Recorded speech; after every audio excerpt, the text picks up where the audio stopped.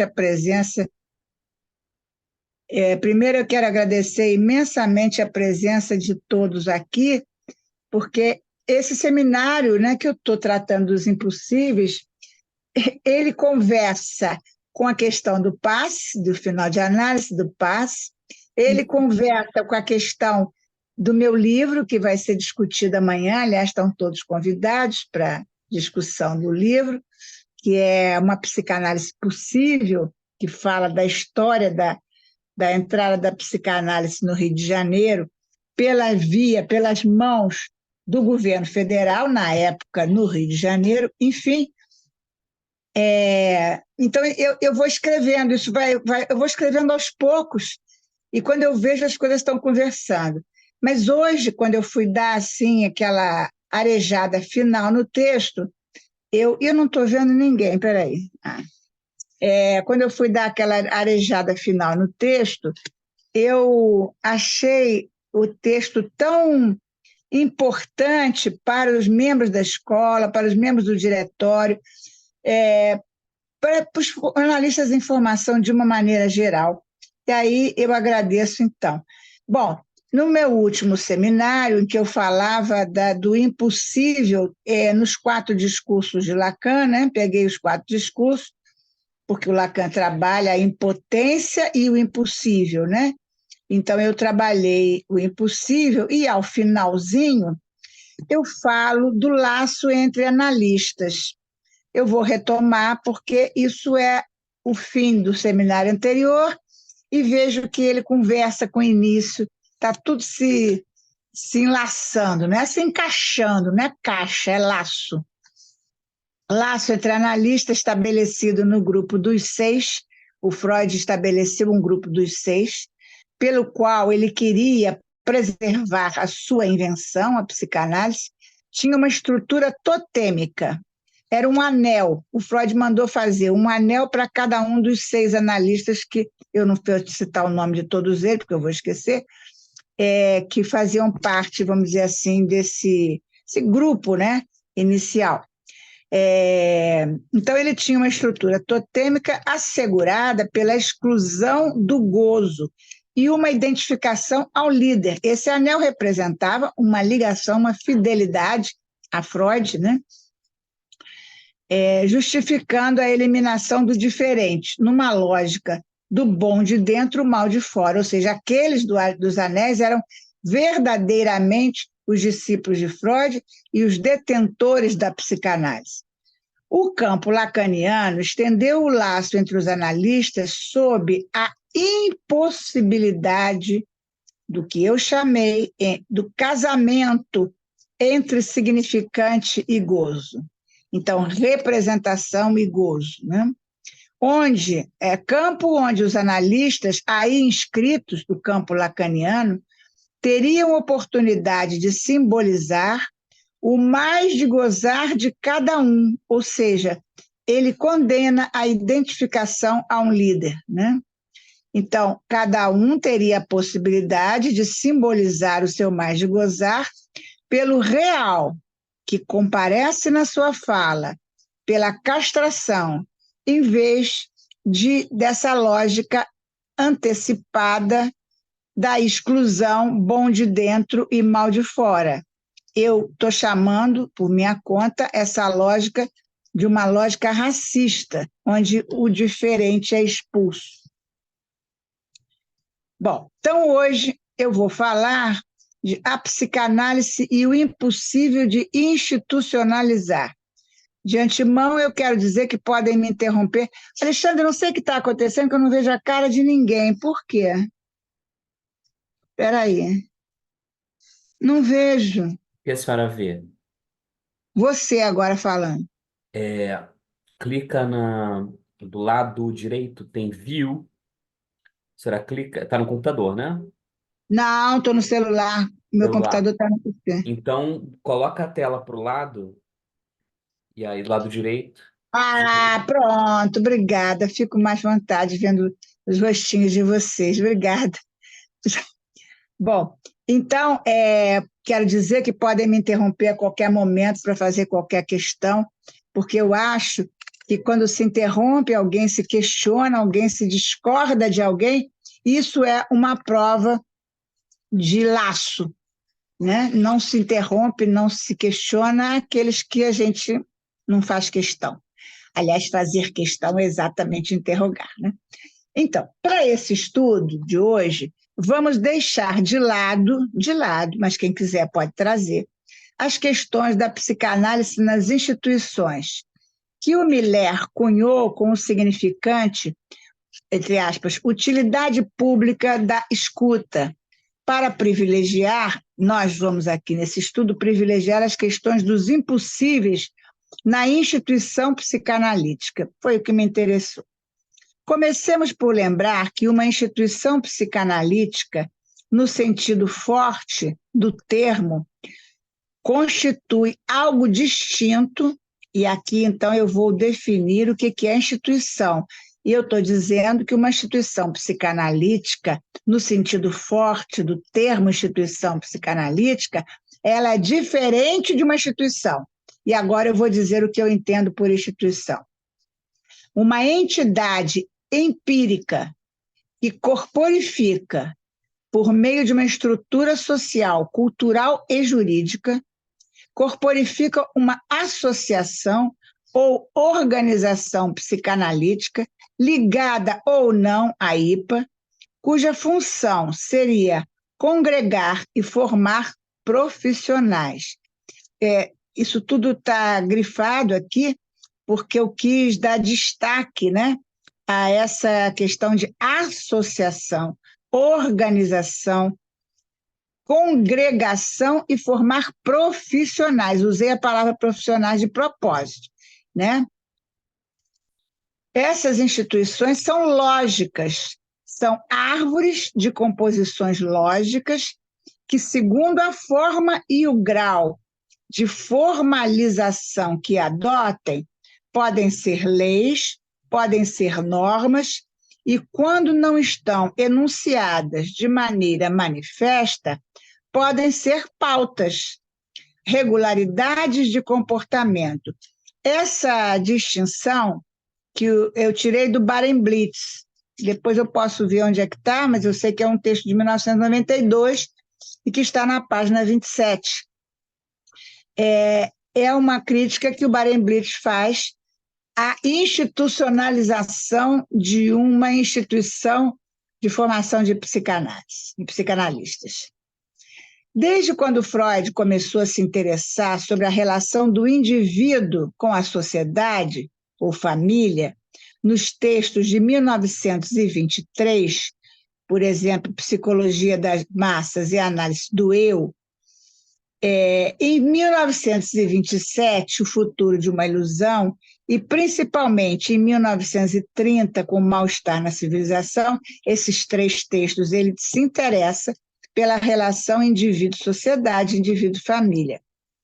Então, percebemos aí a complexidade e a antinomia dessa intrínseca relação.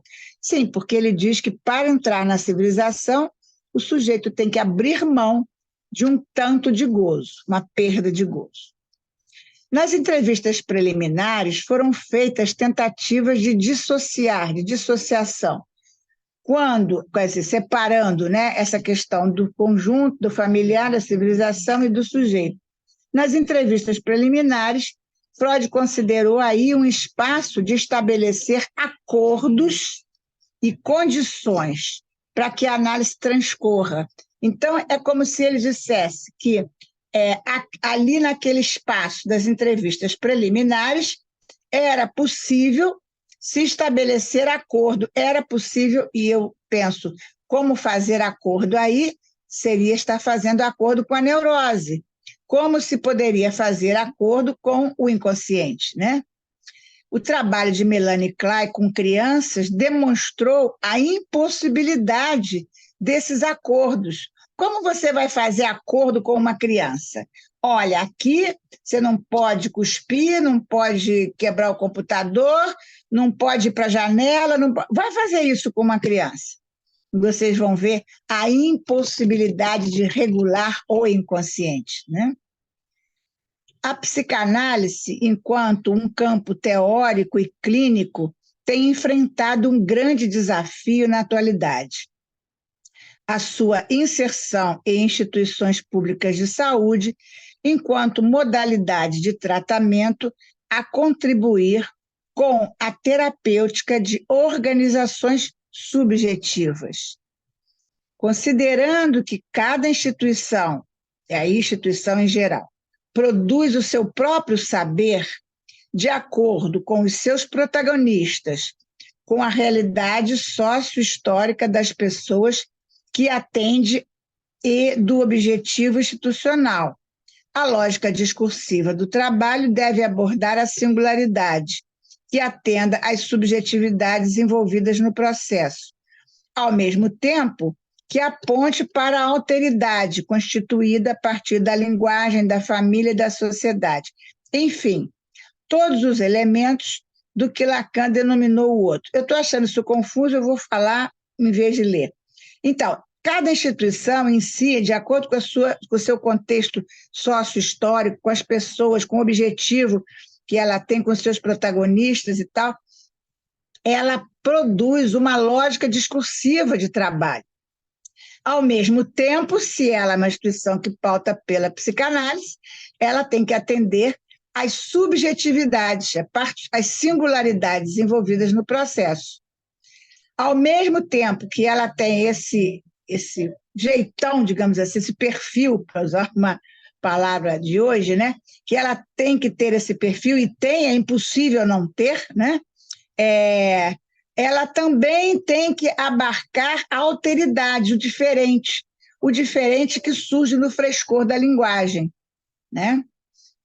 Bom, desde os anos 20, quando, sob o vigor do cientificismo positivista, o jovem psiquiatra baiano negro Juliano Moreira volta da Europa, onde fora para tratamento de sua tuberculose, traz as ideias do Freud como contribuição à primeira reforma psiquiátrica no Brasil.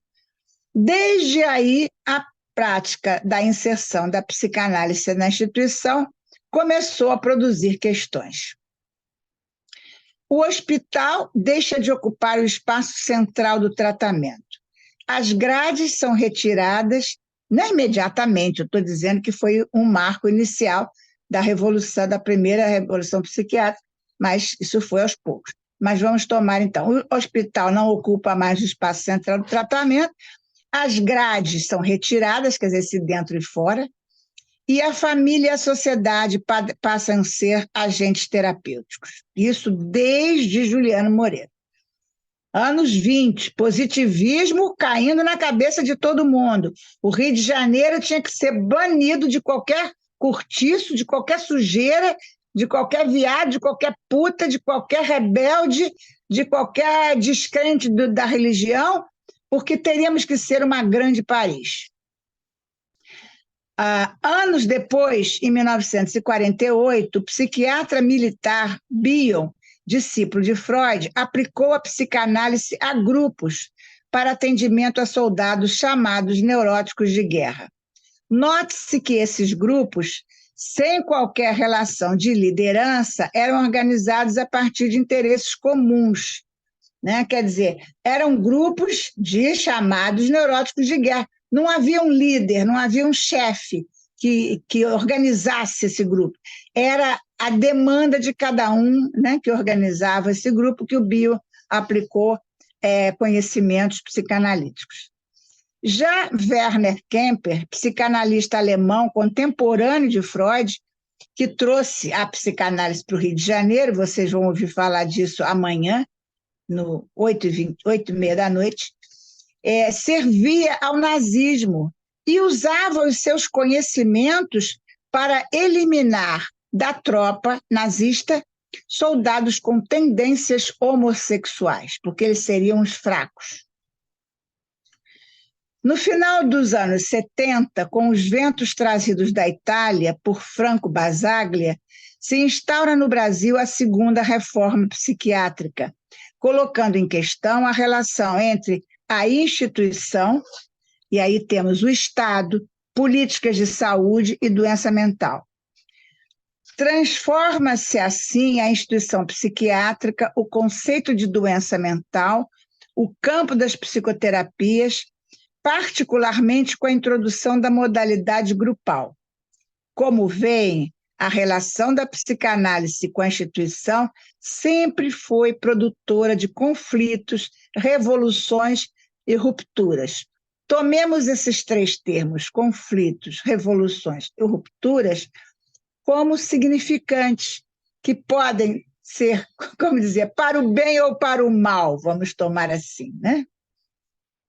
Não tomem como um pré-conceito. Seria a instituição psicanalítica um efeito dessa impossibilidade pacificadora? Quando eu estou falando de pacificadora, a instituição psicanalítica, esse conflito, essa ruptura, né? Essa disjunção, mostra uma impossibilidade de haver paz, onde entra a psicanálise. Não seria aí a hora da gente lembrar que o Freud disse para o Jung, quando estava chegando nos Estados Unidos, eles não sabem que eu estou levando a peste, né? Então, eu me questiono, a instituição psicanalítica seria, portanto, um efeito dessa impossibilidade pacificadora? Seria por isso que ela é um abrigo contra o mal-estar, como disse Lacan? Seria possível, então, uma psicanálise sem instituição? Por outro, eu faço essas perguntas, mas eu não sei respondê-las, tá? Conto com vocês. Por outro lado, como institucionalizar o real do inconsciente? O que me ocorre agora é aplicar essas questões ao funcionamento de uma escola de psicanálise, ou seja, a regulamentação possível da formação do psicanalista.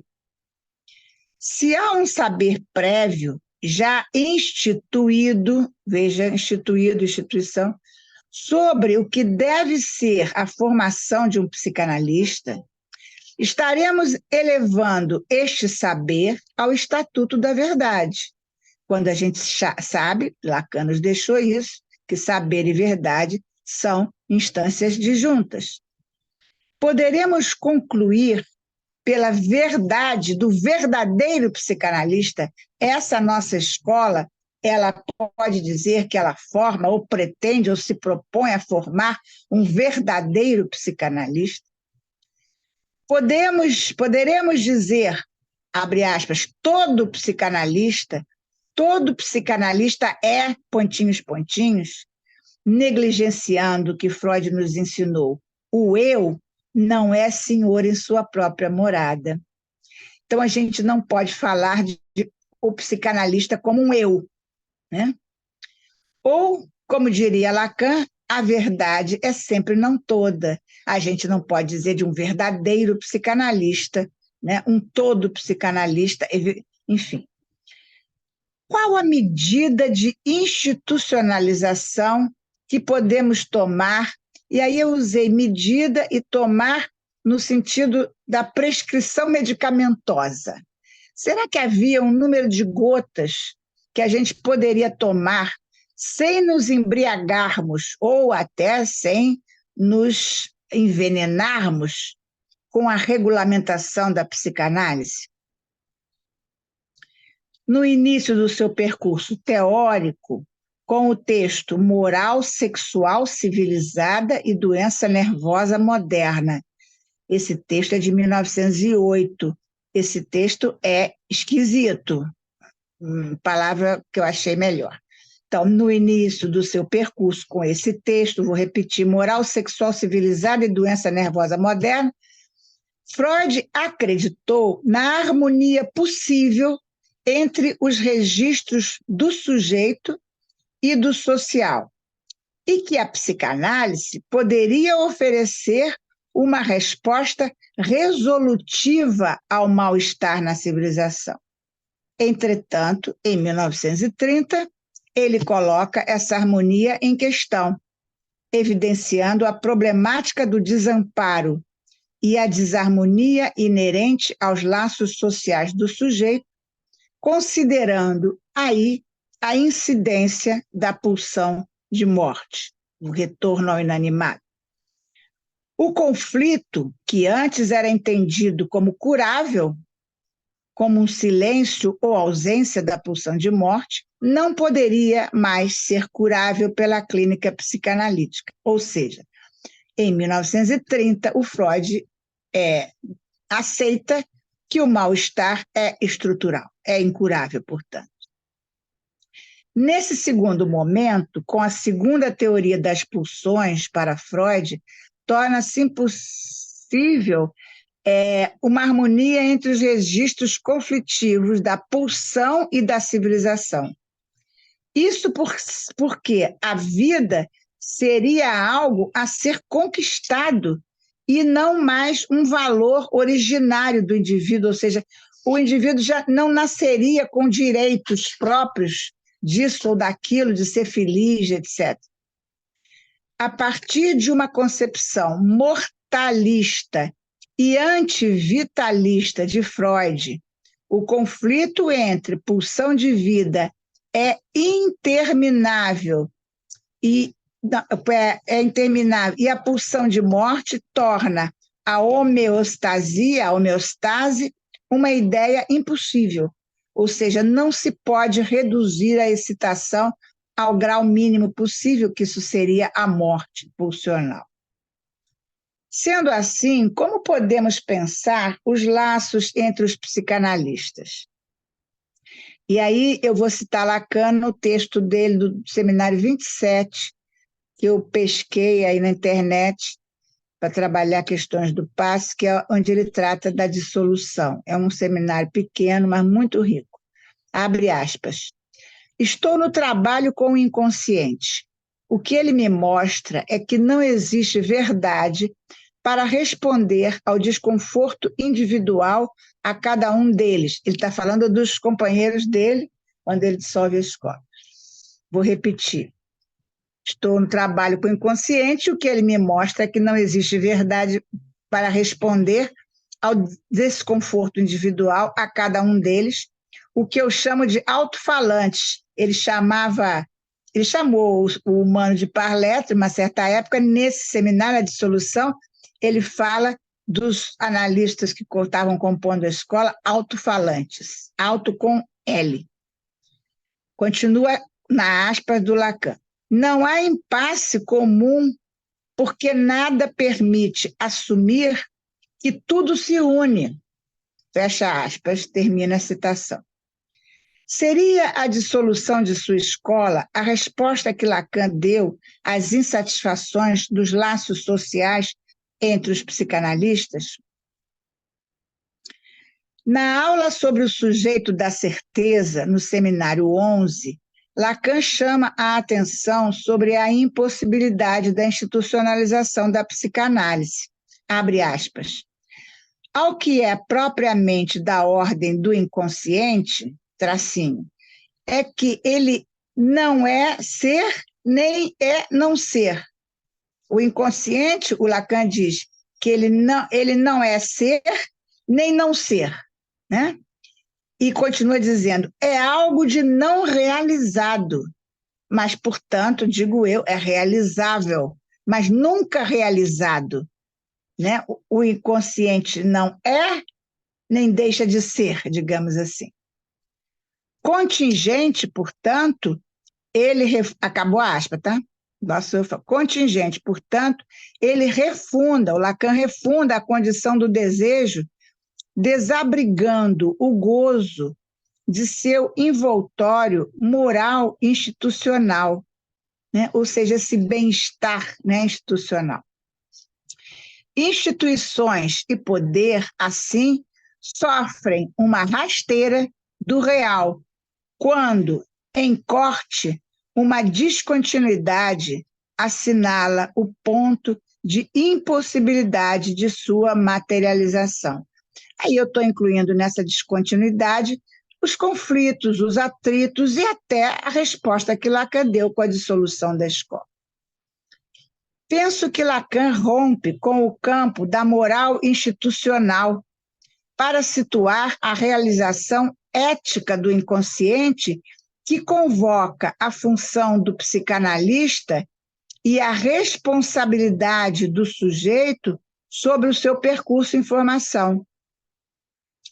É do ponto da falta a ser, ponto de sua operação clínica, sua no sentido da psicanálise, onde pulsa o corpo e vivifica-se a linguagem, que o psicanalista deve interrogar as instituições e sua reincidência. É próprio do discurso psicanalítico, cujo agente é o objeto pequeno a, fazer desejar, lançar o vetor, deixando o alvo em branco. Não cabe a uma instituição psicanalítica que sequer dê escola, eu usei esse D apóstrofe para soar como descolamento, dizer sobre o desejável. Deve ser assim, deve ser assado, seria bom, o ideal. Estou falando. Dizer sobre o desejável, dizer sobre o caminho a seguir, de onde extrair o mais de gozar visado. Não cabe aquela instituição que se diz de escola dizer onde o sujeito e como o sujeito vai gozar no sentido da sua formação em psicanálise. Proponho a releitura do Seminário à Angústia para alcançarmos a distinção estabelecida por Lacan entre o objeto A como pura causa de desejo e o objeto A passado ao campo do outro, quando um investimento é transferido para objetos historizados, vestidos com as imagens e os significantes do discurso. Para tentar ser mais clara, que acho que não fui, objeto causa de desejo, né? A escrita mínima do real, e o objeto passado ao campo do outro, eu estou me referindo aí aos objetos parciais, né? O meu seminário é um objeto, eu sou escolhida para não sei o quê, um objeto, vocês estão aí me tomando, enfim, são conquistas que a gente toma como se fossem vestidos de imagens, né? E de significantes de discurso, com valores, né? Previamente determinados. Bom, gente, era isso que eu tinha que trazer para vocês, que eu trouxe com muito zelo. Agora quero os contraditos.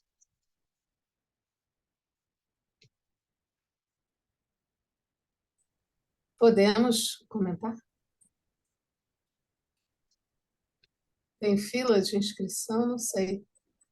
Eu também não estou vendo nada. Tá, então eu vou falar assim, porque você pediu uma escuta aguda, né? Ai, eu lembrei de você.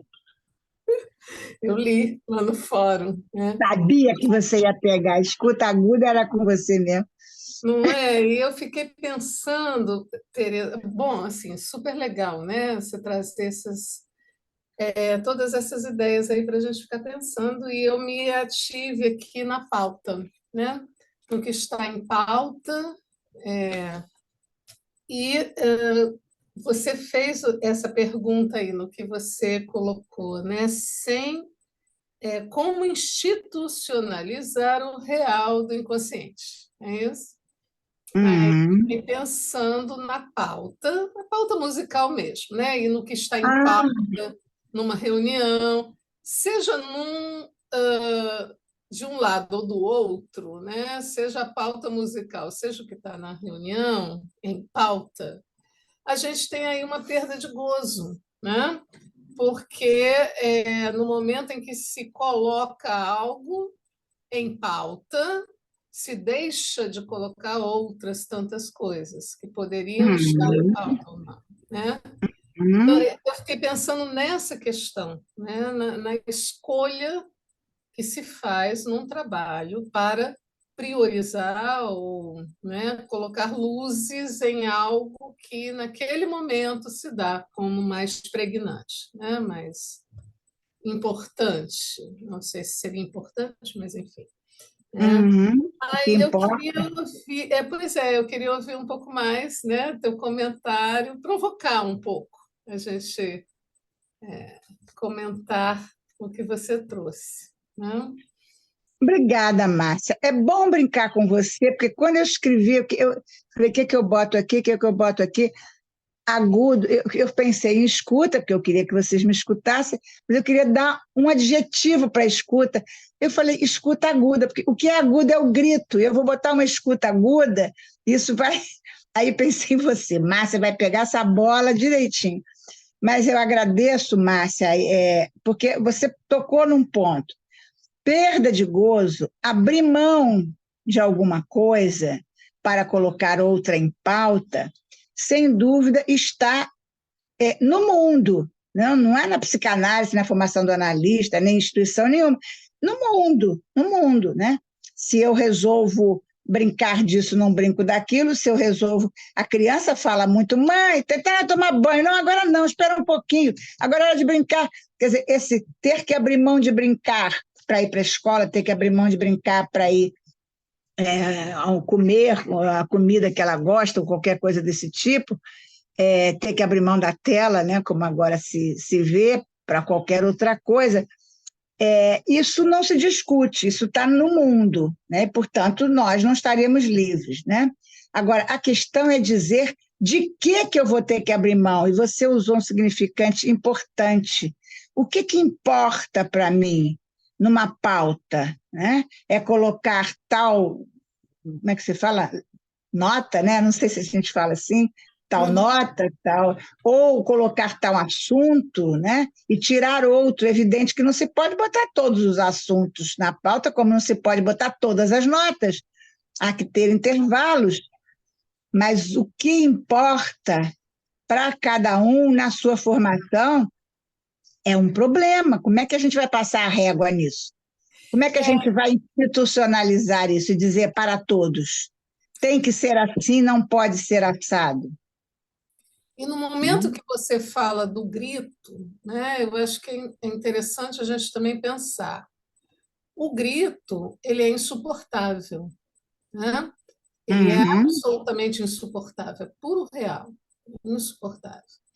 Para que isso seja suportável, né, para até ser escutado, ele precisa ser contornado de algo que, Uhum. de certa forma, revista esse horror, né? Revista é ótimo. Revestir, de revestimento, né? Vestir de novo e ver de novo, né? Isso. Aí, Revestir, voz, revista, uma nova vista, né? Uma nova vista, né? Nisso. É interessante, assim, porque o grito já é um sentido que se dá para o som, né?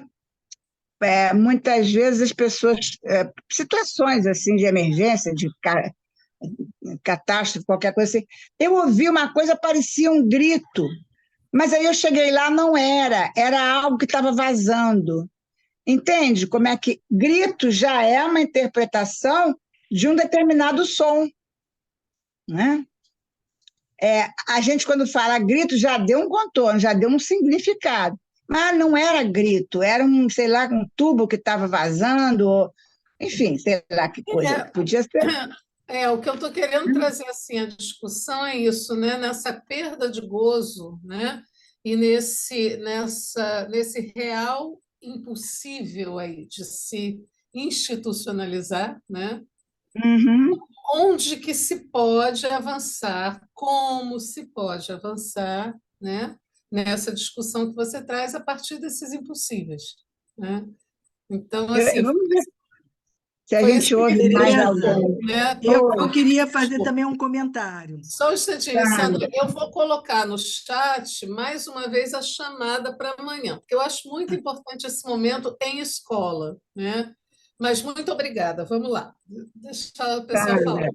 Sandra. Olha, eu queria agradecer a Tereza, a contribuição, está muito bonito o que você escreveu Está muito interessante, inclusive, eu agradeço a você ter me lembrado da questão do Juliano Moreira, que estava tão distante de mim, de relembrar esse Rio dos anos 20, esse Brasil dos anos 20, inclusive com a história dos nossos hospitais, dos nossos manicômios, não é? Que eu revi recentemente estudando Barbacena.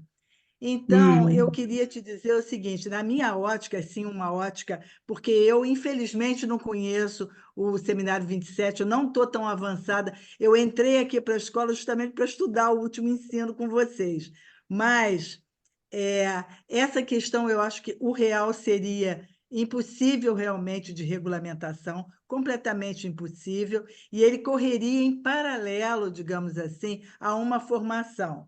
Então, o que a gente faz seria algo, vamos dizer, inscrito no simbólico. Você me corrija se eu estiver errada, porque eu acho que ingovernável, impossível de ser institucionalizado, é esse real. Então, a gente faz um recorte simbólico, que seria uma formação, mas a exposição ao real, nós todos ficaríamos, digamos assim, em desamparo. Aí você me dá a sua opinião, é onde eu consigo ver. Eu gostei, né, como você colocou, né? Porque é bonito quando eu, pelo menos para mim, quando eu ouço alguém dizer aquilo que eu penso com outras palavras, porque as mesmas palavras eu já sei, não quero.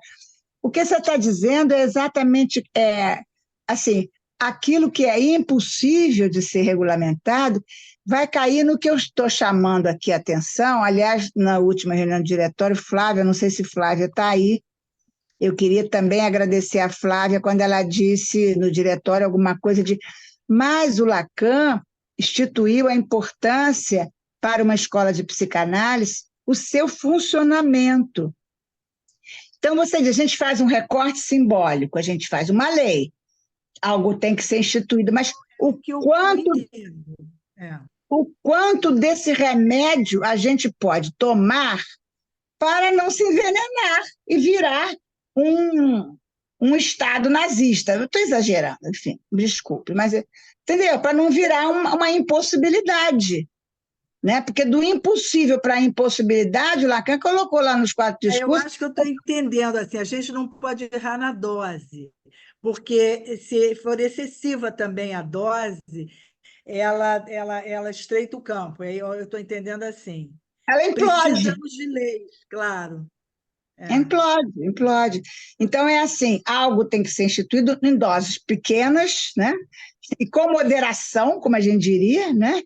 E o que resta dali, como você falou, é impossível de ser regulamentado, que é o inconsciente o real, vai estar no funcionamento, mas há que suportar esse escape, esse Talvez até, transbordar. Tereza, aí ver no caso a caso. Sim, sim, Talvez. é caso a caso. Caso a E caso. só Porque depois. se não for caso a caso, é regra. Todos os psicanalistas têm que ler o seminário 27. Não, pelo amor de Deus. Eu achei esse seminário anteontem, ou três anteontem, enfim, eu ia passar muito bem sem ele. Felipe, você está com cara de quem está querendo falar alguma coisa. Eu tô com a mão levantada também, não é só a Eu não estou cara, não. vendo, eu não vejo tua mão. Vai. Ô, Tereza Meloni, bacana mesmo você trazer essa historicidade, né? Enfim, eu pude. É muito novo, eu acho que desafiador, pensar a desinstitucionalização do saber. Eu pude ter a oportunidade de terminar minha residência em Trieste, que é onde começa a reforma psiquiátrica no mundo, com Basaglia, né? E eu nunca esqueço. Primeiro, tem algumas coisas, assim, tem um ponto muito importante na história que permitiu isso, que foi, na Itália, durante um tempo, o serviço militar, que era obrigatório, como um direito de objeção de consciência, se você não queria lidar com armas, você podia escolher um serviço civil obrigatório. E aí você ia para a área da saúde, da educação ou da assistência social. Hoje em dia, Hum, esse serviço civil ele não é mais obrigatório, ele é voluntário, mas por uma questão de desemprego, tem muita procura dos jovens italianos até 25 anos de idade que podem estar em uma dessas áreas civis.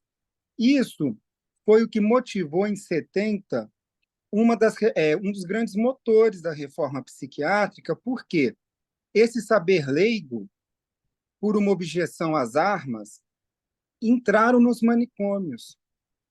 E esse saber hum, leigo, junto com Basaglia, começam a questionar os diagnósticos, começa a questionar o tratamento despendido ali, começa a questionar o que fazer com a loucura. Foi justamente a partir da entrada de um saber leigo na instituição. Isso é até interessante, né? uma pergunta, né? Assim, você desmonta um saber ou uma instituição de dentro ou de fora? Nesse caso, parece que foi de dentro. E Uhum. aí, os reflexos disso, que eu lembro que assim, no primeiro plantão em psiquiatria que eu fui dar lá em Trieste, e aí é interessante porque já é uma emergência dentro de um hospital geral, não existe mais uma emergência de um hospital psiquiátrico, lá não existe mais, né, hospital psiquiátrico. É, e aí eu e uma psicóloga lá da Federal da Paraíba, que também estava terminando a residência multiprofissional dela lá, a gente fez uma pergunta, mas e se o louco, né, o dito louco, ficar agressivo? E aí todo mundo olhou para a gente com espanto. E aí eles falaram assim, como assim? O que vocês estão querendo dizer? Ah, se ele quebrar aqui, agredir o outro. E eles puderam falar uma coisa muito bacana, assim, ele falou, o outro responde muito de onde a gente espera. Há muito tempo não se espera que o louco aqui seja agressivo. Eu achei, e Hum, aqui quem ceda é o anestesista, não é o psiquiatra. Quem ceda a gente é hum, anestesista. Então achei hum, isso primeiro assim muito bacana. Primeiro que a partir de um saber fazer e que envolveu um laço social, de fato, essa agressividade, esse estigma, que também é institucionalizado, de fato, conseguiu se desinstitucionalizar, e isso com uma resposta imediata, porque realmente a cara de espanto das pessoas quando a gente perguntou isso, como algo que já não acontecesse há muito tempo, em que a gente estava uhum. trazendo algo ali de outro mundo mesmo, né? E assim, mas aí entra o dilema também, né? Porque aí começam-se várias práticas, né? E aí também, o que é uma prática de cuidado, né? Como também, de alguma forma, não ficar ao léu, digamos assim, Uhum. né? Porque Uhum. a desinstitucionalização do saber, ela acaba gerando um campo onde, a princípio, também é terra de ninguém, digamos assim. Tudo, de alguma Uhum. forma, também se torna possível, né? A gente vê isso também com a internet, né? A era digital, Uhum. uma coisa muito boa da era digital é democratizar a acessibilidade, né? A gente até vê hoje, por exemplo, recentemente teve lá, né? Ah, para facilitar a acessibilidade à informação, a gente, de alguma maneira, também divulga PDFs e divulga listas e divulga conhecimento e livros, Fake, né? Enfim, fake também. fakes também, entendeu? Então, assim, Ofensas, é, ameaças. como que também nessa terra de ninguém, de alguma forma, a psicanálise também não está sujeita assim, se não se posicionar, talvez desaparecer por um tempo, né? Porque eu penso que a psicanálise já existiu no mundo sob outros nomes, se a gente estuda um pouco Foucault, tudo, já existiam lá nos primeiros séculos, né, pós-Cristo, e já existiam comunidades que eram chamados de terapeutas que trabalhavam com interpretações pictóricas e dos sonhos também, que desapareceram e voltam. Então, assim, será que a gente não corre o risco desse desaparecimento e depois de um retorno em outra época da civilização? É, como é que é também o nosso não posicionamento ou de alguma dose regular? Então, já que não pode ser uma dose intoxicante, mas de uma dose regulada, talvez. Enfim, questionamentos para o desafio hoje da desinstitucionalização do saber, desse efeito, que eu acho importantíssimo. Enfim, muito assim, crucial. Acho que isso é um acontecimento a despeito da nossa vontade. E como que a gente pode pensar a psicanálise também com esse a mais do digital, dessa terra de ninguém, vou chamar assim, desse lugar de ninguém mesmo. Puxa, eu vou usar uma expressão que me encanta como você tirou coisas do que eu falei, assim, e reverteu, e reaproveitou, e recriou. Só tem um detalhe que eu acrescento aí, você toma isso, generaliza para outros campos de uma maneira brilhante, mas trata-se da desinstitucionalização, não. Trata-se da impossibilidade de institucionalização no saber inconsciente. Porque uma coisa é desinstitucionalizar o saber que foi instituído, que está instituído e que vem sendo instituído, como você mesmo colocou, há séculos já havia psicanálise, já havia interpretação, etc., etc., terapêuticas interpretativas, isso tudo são saberes instituídos, e a gente vai desinstitucionalizar ou não.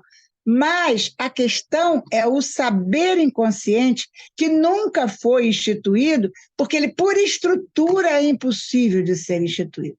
É impossível se dizer o que é um bom psicanalista. É impossível se dizer o que é um verdadeiro psicanalista. Cada formação é uma invenção de uma maneira de ser psicanalista. E que, inclusive, muda, né? A gente começa sendo psicanalista de um jeito, depois muda, depois vai, tenta assim. Nesse caso, eu faço exatamente o contrário do que fiz no outro, né? E Porque olha, não tem mais o anel, hein? Não tem mais o anel de Freud. ninguém vai ganhar anel. É isso aí. Muito bom. Mais alguém, por favor? Eu não estou vendo mão de ninguém, de maneira que pode começar a falar.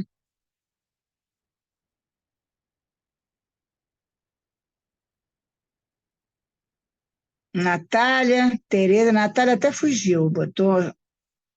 Tereza não está aí, não, né? Tereza Nazar, que sempre comenta, Natália.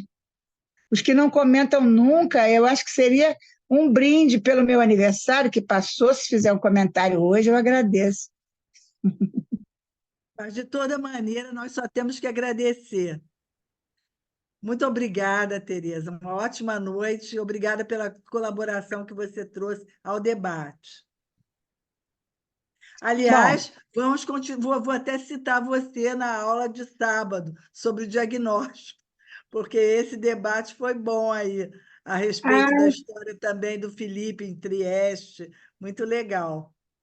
que Sobre os interessante, agressivos. Para você que ver os interessante. desdobramentos do debate, né? Então, Obrigada. gente, eu vou. A Márcia escreveu aí no chat, eu não sei escrever esse negócio, vou demorar muito, vou falar amanhã, às 8h30 da noite, a convite coordenada pela Secretaria da Biblioteca, sob a batuta da Márcia, vai haver o debate do meu livro, que se chama Rio de Janeiro, uma psicanálise possível, onde vai ter um certo repeteco, eu espero, porque a gente convidou um historiador que trabalha com a história da psicanálise na Argentina, por isso convidou para ele debater o meu livro, que trata da história da psicanálise no Rio de Janeiro e suas origens, digamos assim, com a Alemanha, com Viena, é, uma, como é que eu digo, uma comparação, não é a palavra boa, mas uma interposição entre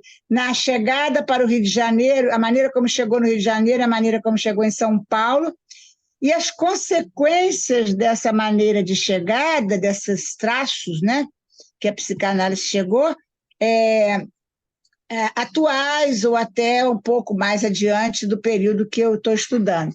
Então, vai ter um certo repeteco dessa relação instituição e psicanálise. Repeteco não, um avanço. Então, eu convido a todos, porque o rapaz que vem, eu não sei o que ele vai falar, estou até curiosa, mas será certamente um avanço importante. Muito obrigada, então, gente. Boa noite. Obrigado, Tereza. Boa noite. Obrigada.